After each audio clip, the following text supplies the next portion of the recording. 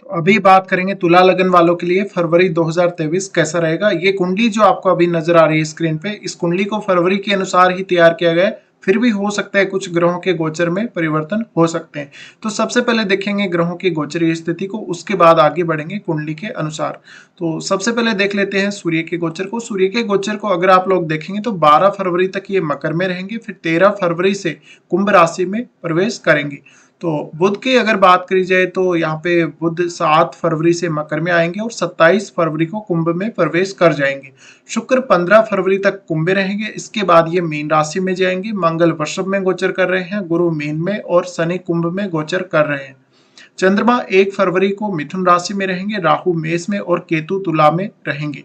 तो ये गोचरीय स्थितियां जहां पे आप देख सकते हैं कौन सा ग्रह कहाँ गोचर कर रहा है। अब अगर बात करें तो सबसे पहले स्टार्ट करेंगे शुक्र से। शुक्र आपके लग्नेश हैं और आपके अष्टम के भी स्वामी बनते हैं। शुक्र का गोचर अगर आप लोग देखेंगे पंचम भाव में रहेगा, शनि के साथ भी ये रहेंगे। तो प्रेम संबंधों को लेकर देखा जाए तो स्थिति काफी ज्यादा उतार चढ़ाव वाली रह सकती है। आपकी क्रिएटिव स्किल्स, आपकी कोई इंडिविजुअल कोई परफॉर्मेंस वगैरह को लेकर देखा जाए तो काफी ज्यादा बाउंडेशंस हो सकती है आपके ऊपर। और शुक्र का ये जो गोचर है आपको हालांकि काफी फायदा देगा फिर भी। और ये 11 नंबर राशि है और 11 नंबर राशि होने की वजह से अगर आपका ऑलरेडी शुक्र बहुत ही अच्छी स्थिति में चार्ट में बैठा हुआ है तो आपको काफी लाभ दे सकता है। इसके अलावा अगर आपने कोई बहुत पहले स्टॉक मार्केट वगैरह में कहीं इन्वेस्ट करा होगा या कोई और ऐसी जगह आपने इन्वेस्ट करा होगा तो फायदा मिल सकता है। साथ ही साथ आपका अगर किसी से बहुत लॉन्ग टर्म का कोई रिलेशनशिप या कोई इस प्रकार का कोई भी आपका अफेयर चल रहा है तो उनके साथ आपके संबंध बिल्कुल अच्छे ही रहेंगे। अब शनि यहाँ पर धीरे धीरे जैसे जैसे यहाँ पर पावरफुल हो रहे हैं तो कुछ आपको निराशा या आपको कुछ इस प्रकार के भाव आ सकते हैं, थोड़ा नेगेटिव भाव आ सकते हैं। और क्योंकि जो शनि है वो प्रेम रोमांस और इन सब चीजों को पसंद नहीं करते हैं। तो शुक्र का गोचर अगर देखा जाए तो अच्छा ही रहेगा। इसके अलावा शुक्र आपके लाभ स्थान को भी देखेंगे तो धन में वृद्धि करने ही वाले हैं। साथ ही साथ आपके क्योंकि लग्नेश बनते हैं तो मेनली आपका फोकस रहना चाहिए पंचम भाव के कार्यों पर। उसके बाद शुक्र जा रहे आपके छठे घर में भी, छठे घर में जाने के बाद ये उच्च के हो जाएंगे तो कुछ आपको हेल्थ वाइज थोड़ी सी प्रॉब्लम झेलनी पड़ सकती है। आपको डायबिटीज जैसी प्रॉब्लम हो या इस प्रकार के कुछ इश्यूज आ सकते हैं। शुक्र के आपके छठे घर में जाने के बाद आप कोई ना कोई बड़ा खर्चा अवश्य करेंगे। ये खर्चा आपको कोई भी चाही गई कोई लग्जरी वस्तु पे हो सकता है या अपनी कोई बहुत स्पेशल नीड पे हो सकता है। शुक्र यहाँ से अपने नीच के घर को भी देखेंगे, नीच के घर को देखने की वजह से किसी और की तरफ आपका आकर्षण और रिलेशनशिप दोनों ही हो सकते हैं। इसके अलावा शुक्र का ये जो गोचर रहेगा शनि के साथ जब तक ये रहेंगे तो थोड़ा आपका जो जीवन साथी है आपको बाउंडेशंस में रख सकता है। आपकी जो संतान होगी, संतान के साथ भी थोड़ा रिलेशन आपका बिगड़ सकता है या उस प्रकार से आपको संतान का सहयोग नहीं मिलेगा जितना आप चाहते हैं। अब आगे बढ़ते हैं, बात करते हैं मंगल के बारे में। मंगल आपके सेकंड लॉर्ड है और मंगल आपके सप्तमेश में है। मंगल का गोचर आपके अष्टम भाव में होगा। अष्टम भाव में ये मंगल आपको प्रॉपर्टी जैसे कार्यों में काफी ज्यादा हेल्प करेंगे। पैतृक संपत्ति में हो तो विवाद वगैरह होने के चांसेस रहेंगे। एक आपको दुर्घटना होने के चांसेस भी बन रहे हैं। साथ ही साथ आपको कुछ ना कुछ अचानक मिलने के और आपके जो इनलॉज हैं इनलॉज के साथ थोड़े कुछ हद तक संबंध खराब होने के भी चांसेस बन रहे हैं। तो यहाँ पे मेनली जो मंगल है वो विवाद करवाते हैं और विवाद होने के बाद आपको सफलता मिलती है। तो जो लोग भी अभी कोई ऐसे झगड़े में फंसे हुए हैं, प्रॉपर्टी के किसी विवाद में फंसे हुए हैं, तो उन लोगों को बहुत ज्यादा तो यहाँ पर कोई परेशान होने की जरूरत नहीं है, पर फिर भी थोड़ा सा जितना जल्दी आप अपने काम को निपटाएंगे उतना ही बेहतर रहेगा। तो मंगल यहाँ से अपने खुद के ही घर को देखेंगे और ये यहाँ से अपने आपके लाभ स्थान को भी देख रहे हैं। तो इस वजह से फायदे के लिए ज्यादा अच्छे हैं ये। और अगर आप ड्राइविंग वगैरह करते हैं, गाड़ी चलाते हैं तो थोड़ा सावधानी जरूर रखें इस मंथ में स्पेशली। अब मंगल यहाँ पर आपकी सप्तमेश भी है। सप्तमेश होने की वजह से जीवन साथी की जो फैमिली है, फैमिली की तरफ से आपको कुछ ना कुछ उलाहना मिल सकती है। अगर आपका जीवन साथी आपके साथ खराब व्यवहार कर रहा है तो आपको उनकी फैमिली वाले आपको खुद को दोषी ठहरा सकते हैं। अब यहाँ क्योंकि राहु गोचर कर रहे और ये सप्तमे से आपके आगे अष्टम में, तो जीवन साथी की सेहत वगैरह को लेके दिक्कतें आ सकती हैं।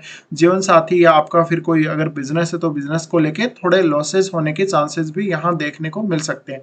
अब मान लीजिए आपका कोई बिजनेस ऐसा है जो या तो प्रॉपर्टी से रिलेटेड है या आपका अपने इन-लॉज के साथ पार्टनरशिप में कोई भी बिजनेस है तो उसमें विवाद होने के चांसेस काफी ज्यादा रहेंगे। अगर आपने कोई पार्टनरशिप ऑलरेडी पहले से की हुई है तो उसके टूटने के भी चांसेस नजर आ रहे हैं। लेकिन प्रॉपर्टी जैसे मामलों में आपको देखा जाए तो मंगल कुछ हद तक आपके लिए काफी फेवरेबल भी रहेंगे, आपको कुछ लाभ भी अचानक देंगे। तो ये स्थिति में आपको इस प्रकार से मंगल को हैंडल करना होगा। साथ ही आपको अपनी वाणी पर सबसे ज्यादा नियंत्रण रखना होगा और नॉनवेज वगैरह खाने की तरफ आपका रुझान ना हो, इसके लिए आपको प्रयास करने होंगे। साथ ही साथ आपकी अपनी फैमिली के साथ रिलेशंस आपको अच्छे रखने होंगे। और मंगल अगर आपका बहुत ही ज्यादा खराब स्थिति में है चार्ट में, तो फिर आपको अचानक धन लाभ होने की जगह आपको काफी ज्यादा नुकसान भी हो सकता है अचानक से। इसके बाद हम यहाँ आगे बढ़ जाते हैं, गुरु के बारे में बात करते हैं। गुरु अभी आपके छठे घर में गोचर कर रहे हैं और वो तृतीयेश भी हैं। तो काम को लेके थोड़ा ज्यादा आपको ट्राई करना चाहिए। अपने काम जहाँ पे आप कर रहे हैं ऑफिस में, वहाँ थोड़ी मेहनत बढ़ सकती है।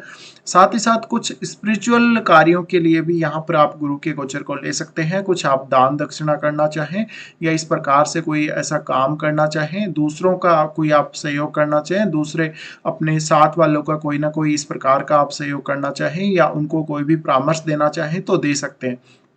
गुरु का जो गोचर है यहाँ पर छठे घर में है, तो आपको कार्य क्षेत्र पे अपना जो प्रेशर है, कार्य क्षेत्र पे जो फोकस है वो जरूर रखना चाहिए और कार्य क्षेत्र पे ध्यान जरूर रहना ही चाहिए। इसके अलावा आपके साथ वाले आपके जो कलीग्स हैं वो आपसे कोई ना कोई सलाह मांग सकते हैं, तो आप अपने साथ वालों के लिए बहुत ही अच्छे साबित होंगे इस दौरान। अब कुछ आपके खर्चे अवश्य होंगे। खर्चे आपके कुछ स्पिरिचुअल कार्यों के लिए हो सकते हैं, आपके कुछ आध्यात्मिक कार्यों के लिए हो सकते हैं, तो ये आपको डिसाइड करना होगा। साथ ही साथ अपने काम को लेके थोड़ी मेहनत आपकी ज्यादा बढ़ सकती है, या फिर यूं कहें कि आपको कहीं ना कहीं कुछ टूर वगैरह ज्यादा करने पड़ सकते हैं काम को लेकर। इसके अलावा आपकी जो डेली लाइफ है, डेली लाइफ में थोड़ा सा रूटीन आपको फास्ट रखना होगा, वरना थोड़ी दिक्कत आप लोगों को आ सकती है। इसके साथ ही साथ देखिए यहाँ पर जो गुरु हैं वो इतना कोई आपको नुकसान नहीं करने वाले हैं, पर फिर भी आपको लोन वगैरह लेने से जरूर बचना ही चाहिए। अब हम आगे बढ़ते हैं, बात करते हैं शनि के बारे में। शनि आपके फोर्थ लॉर्ड और फिफ्थ लॉर्ड हैं और फिफ्थ में ही गोचर करेंगे। तो अगर आप लॉन्ग टर्म का कोई इन्वेस्ट किए हैं बहुत पहले और अगर आप अभी करने का सोच रहे हैं तो आप बिल्कुल सही सोच रहे हैं। संतान के साथ थोड़ा से यहाँ पर नोकझोंक दिखती है, संतान होने में अब थोड़ा डिले हो सकता है। संतान के प्रति आपके इमोशंस बहुत ज्यादा रहेंगे और संतान के प्रति आपका फोकस भी बहुत ज्यादा दिखता है इस मंथ में। और देखा जाए तो शनि का यहाँ पर जो गोचर है थोड़ा सा अब आपके एजुकेशनल करियर को जरूर प्रभावित कर सकता है। इसके अलावा कहीं पर रुका हुआ पैसा था, रुका हुआ पैसा आने के भी चांसेस बनेंगे, लेकिन थोड़ा सा आपको यहाँ पर धीमापन पंचम भाव के कार्यों में देखने को मिलेगा। तो कभी कभी आप अपनी संतान के साथ जो रिलेशन है आपके, उनको लेके या अपनी एजुकेशन को लेके या अपने इमोशंस को लेके काफी ज्यादा फ्रस्ट्रेशन भी महसूस करेंगे। साथ ही ये समय में आप कोशिश करें अपने जीवन साथी के साथ अच्छे संबंध रखने के, अब क्योंकि शनि यहाँ पर वो दृष्टि डालेंगे और आपके वो लाभ स्थान पे भी दृष्टि डालेंगे। साथ ही साथ यहाँ पर आपके सेकंड हाउस पर भी दृष्टि रहेगी, तो धन के ऊपर जो प्रभाव है शनि का रहेगा। तो थोड़ा सा जो धन है आपके पास स्लो स्लो आए और आपके धन संबंधी काम थोड़ा धीमे बने, तो ध्यान जरूर रखना चाहिए। इसके साथ ही देखिए यहाँ पर जो शनि का क्योंकि प्रभाव है सप्तम भाव पर भी, तो जीवन साथी के साथ आपको अच्छे से बनाकर चलना पड़ेगा। इसके बाद हम आगे बढ़ जाते हैं। देखिए हमने शुक्र के बारे में बात की, गुरु के बारे में बात की और अब बात कर लेते हैं बुध के बारे में। बुध देखिए आपके 12वें घर और 9वें घर के स्वामी है और बुध का गोचर मकर राशि में होगा। बुध का गोचर यहाँ पर 7 फरवरी से स्टार्ट होगा, जो कि आपके कार्य क्षेत्र के लिए अच्छा रहेगा। घर के कार्यों को आप बहुत ही अच्छे से मैनेज कर लेंगे और प्रॉपर्टी जैसा कोई ना कोई लाभ अवश्य दिखता ही है। इसके अलावा आप अपने घर में थोड़ा डोमिनेटिंग नेचर रखेंगे, तो अपने परिवार अपने घर वालों के साथ थोड़ा सा प्रयास करें, अच्छे से पेश आए और उनके साथ कोई भी प्रकार का आपका कोई विवाद ना हो। अब मेनली यहाँ पर आपका करियर प्रभावित होने वाला है, क्योंकि अब सूर्य भी यहाँ गोचर करेंगे और ये दोनों ही ग्रहों का प्रभाव पड़ेगा आपके 10th हाउस पे, क्योंकि अब गुरु की भी दृष्टि पड़ रही है और ये दोनों ही ग्रह आपके 10th हाउस को देखेंगे। तो इस वजह से कार्य क्षेत्र पे फोकस जरूर रखना है। आपका टीचिंग से रिलेटेड फील्ड है या कोई भी ऐसा अन्य फील्ड है, धन संबंधी कार्यों से जुड़ा हुआ फील्ड है, तो आपको काफी अच्छी सफलता मिल सकती है। इसके बाद यहाँ पर जो बुध है, देखिए बुध आपके पंचम में भी जाएंगे और बुध का हालांकि वो गोचर अगले मंथ में होगा लगभग, क्योंकि ये 27 फरवरी को कुंभ में प्रवेश करेंगे। तो उसकी बात हम नेक्स्ट मंथ के वीडियो में करेंगे। और यहाँ पे हम आगे बढ़ जाते हैं, बात करते हैं चंद्रमा के बारे में। चंद्रमा के गोचर को अगर आप लोग देखेंगे तो चंद्रमा आपके 9वें भाव में गोचर करते हुए दिखेंगे इस मंथ के स्टार्टिंग में। तो आपको कार्य क्षेत्र के लिए या अपने कोई जॉब के लिए कुछ एक लंबी यात्रा शुरुआत में होने के चांसेस भी हैं। साथ ही यहाँ पर उसके बाद चंद्रमा आपके 10th हाउस में ही आ जाएंगे, तो करियर के लिए ये मंथ काफी अच्छा है। करियर पर फोकस रखना ही है आप लोगों को। साथ ही साथ आपके धन संबंधी कार्य भी काफी अच्छे से बनेंगे। उसके बाद चंद्रमा आपके लाभ स्थान में प्रवेश करेंगे। लाभ स्थान में इनका प्रवेश होने से आपको अचानक कहीं ना कहीं से धन के आने के चांसेस मिल सकते हैं। इसी तरह से चंद्रमा आगे बढ़ते जाएंगे और अपना गोचरीय फल देते जाएंगे। अब बात करते हैं सूर्य के बारे में। अभी हमारे सूर्य ही बचे हुए हैं, उसके बाद राहु केतु की भी हम बात करने वाले हैं। तो सूर्य के गोचर को अगर आप लोग देखेंगे, सूर्य अभी मकर राशि में गोचर करेंगे। 12 फरवरी तक ये मकर में है। तो 12 फरवरी तक का जो समय है कार्य क्षेत्र के लिए अच्छा है, जॉब वगैरह के लिए अच्छा है, प्रमोशन होना, नई जॉब मिलना, इन सब के लिए बहुत ही बेहतर समय है। तो कोशिश जरूर करें। अगर आप एक फ्रेशर हैं, फिलहाल अभी नए नए जॉब के लिए ट्राई कर रहे हैं, तो थोड़ा प्रयास ज्यादा करें। इसके साथ ही उसके बाद सूर्य जा रहे पंचम भाव में। पंचम भाव में जा रहे तो आपके पिता के साथ थोड़े संबंध खराब हो सकते हैं। थोड़ा सा ईगो इश्यू जाने की वजह से संतान के साथ भी रिलेशंस बिगड़ सकते हैं। साथ ही साथ आपको कुछ यहाँ पे धन संबंधी मामलों में भी कुछ असमंजस की स्थिति देखने को मिलेगी, लेकिन ओवरऑल आप काफी अच्छे से मैनेज करते हुए चलेंगे। तो धन लाभ आपको होगा। आपके कुछ बड़े लोगों से संपर्क बन सकते हैं और उन लोगों से आपको काफी ज्यादा हेल्प हो जाएगी।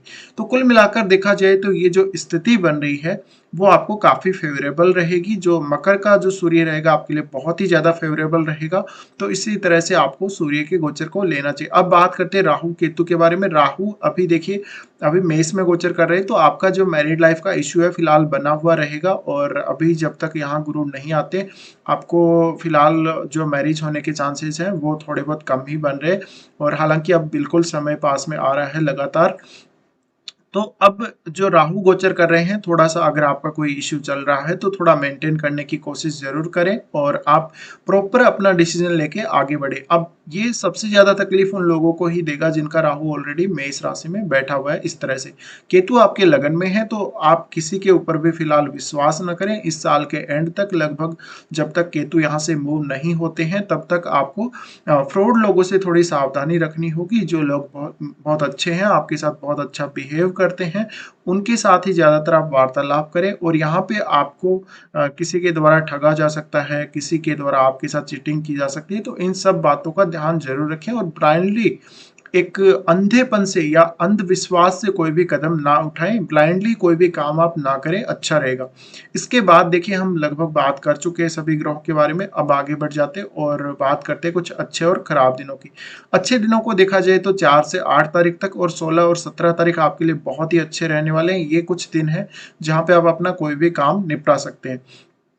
इसके बाद कुछ खराब दिनों की अगर बात करी जाए तो चंद्रमा जब मीन राशि में गोचर करेंगे 22 और 23 को, तो धन का लेन देन किसी के साथ करना नहीं है। अपने डेली काम को बहुत अच्छे से मैनेज करना है।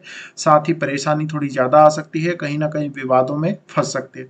इसके अलावा आपको सेहत को लेकर भी दिक्कत इन 2 दिनों में आ सकती है। चंद्रमा का गोचर जब वृषभ में होगा तो 26 और 27 को ये मानसिक रूप से परेशानी वाली स्थिति तो रहेगी ही।